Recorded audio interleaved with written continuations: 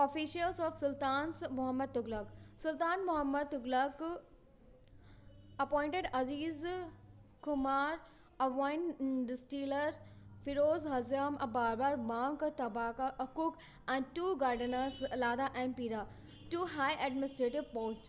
Jayuddin Barani, a mid 14th century chronicler, reported their appointments as a sign of the Sultan's loss of political judgment and his incapacity to rule. Why do you think Barani criticized the Sultan? Like the earlier sultans, the Khilji and Tughlaq monarchs. Like the earlier sultans, the Khilji and Tughlaq monarch appointed military commanders as governor of territories of varying size. These lands were called Ikta and their holder was called Iqtidar or Mukti. The duty of the Muktis was to lead military campaign and maintain the law order in their Iktas. In exchange for their military service, the Muktis collected the revenues of their assignment as salary. They also paid their soldiers from these revenues. Control over Muktis was most effective if their office was not inheritable and if they were assigned iktas for a short period of time before being shifted. These harsh conditions of service were rigorously imposed during the reigns of Alauddin Khilji and Muhammad Tughlaq. Accountants were appointed by the state to check the amounts of revenue collected by the muktis. Care was taken that the muktis collected only the taxes prescribed by the state and that he kept the required number of soldiers. As the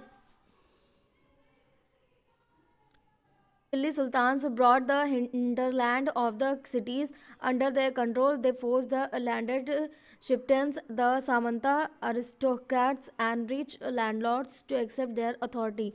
Under Alauddin Khilji, the state brought the assessment and collection of land revenue under its own control.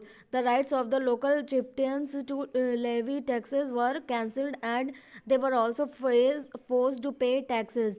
The Sultan's administrator measured the land and kept careful account. Some of the land chieftains and landlords served the Sultanate as revenue collector and assessors. There were three types of taxes on cultivation called kharas and amounting to about 50% called kharas and amounting to about 50% of the peasant produce. Second on cattle and third on houses. It is important to remember that large part of the subcontinent remained outside the control of the Delhi Sultans. It was difficult to control distant provinces like Bengal from Delhi and soon after annexing southern India, the entire region became independent. Even in Gangetic Plain there were forested areas. The Sultanate forces could not penetrate local chieftains established their rule in these regions. Sometimes rulers like Alauddin Khilji and Muhammad Tughlaq could force their control in these areas but only for a short duration. Chieftains and their fortification. Ibn Battuta, a 14th century traveler from Morocco, Africa, explained that chieftains sometimes fortified themselves in mountains, in rocky, uneven, and rugged places, as well as in bamboo groves. In India, the bamboo is not hollow, it is big. Its several parts are so intertwined that even fire cannot affect them, and they are on the whole very strong.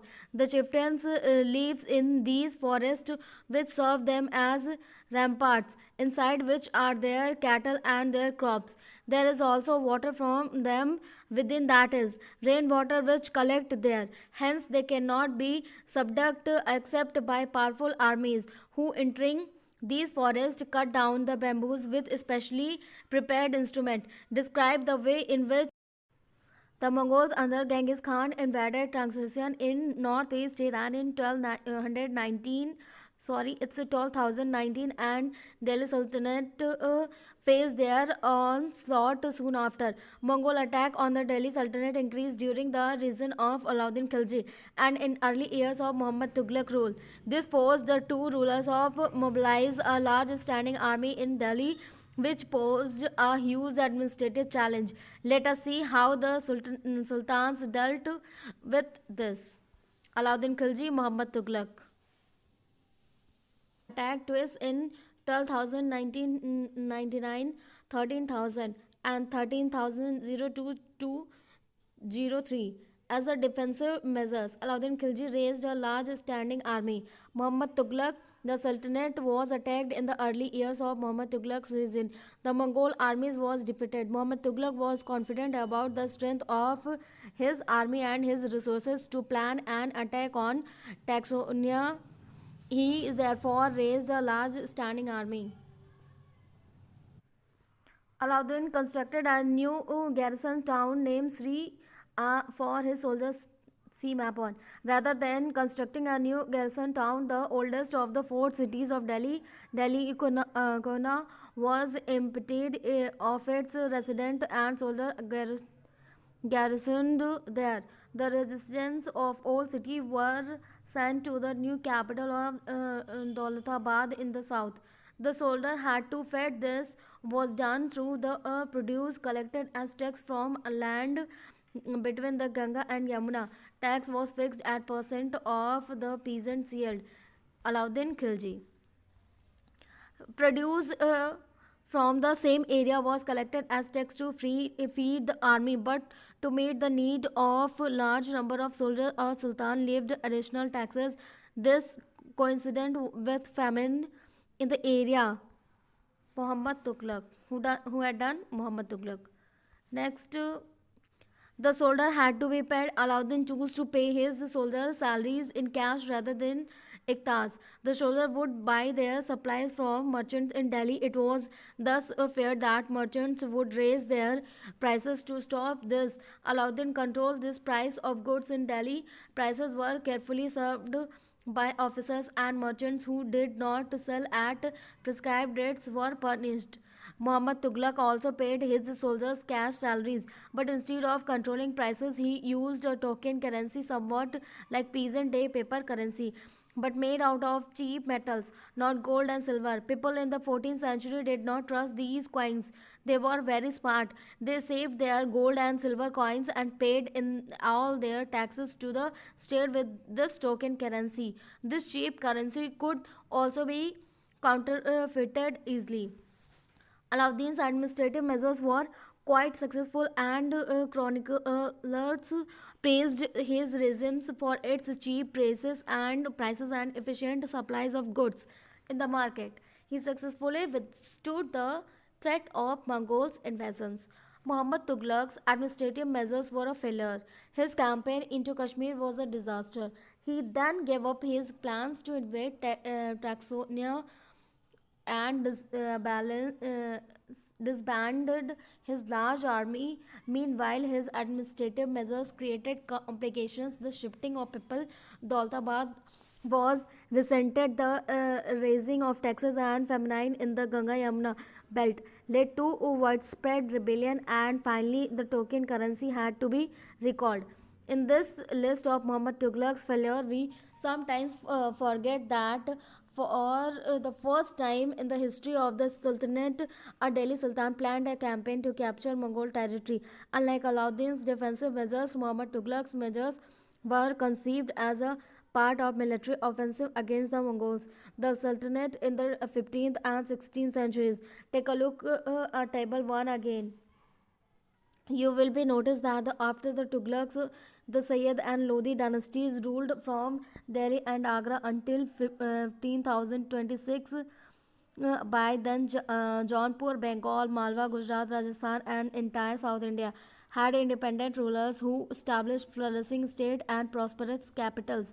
This was also the period which saw the emergence of new ruling groups like the Afghans and the Rajputas. Some of the states established in this period were small but powerful and extremely well administered. Sher Shah 1500 defeated the Mughal Emperor Humayun 15,030, 15,040 to 15,055 and 15,056. Sher Shah captured Delhi and established his own dynasty. Although the Suri dynasty ruled for 15 years, 15,040 to 15,055, it introduced an administration that borrowed elements from Alauddin Khilji and made them more efficient. Sher administrations became the model followed by the great Emperor Akbar 15,056 to 16,005 when he consolidated the Mughal Empire. The three orders and peace of God, knights, and the crusades. The idea of three orders was first formulated in France in the early 11th century. It divided society into three classes: those who prayed, those who fought, and those who tilled the land.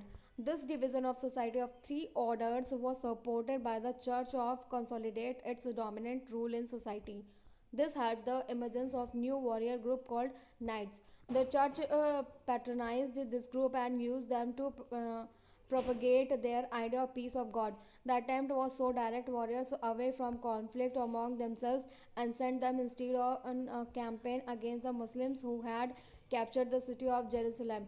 This led to series of campaigns called the Crusades. These campaigns in the service of God and church completely altered the status of knights. Originally, these knights did not belong to the class of nobles, but the end of the 11th century in France and a century later in Germany. The humble origins of these warriors were forgotten by the 12th century. Nobles also wanted to be known as knight. Imagine you are a peasant in Aladdin Khilji's or Muhammad Tughlaq's resign and you cannot pay the taxes demanded by the Sultan. What will you do?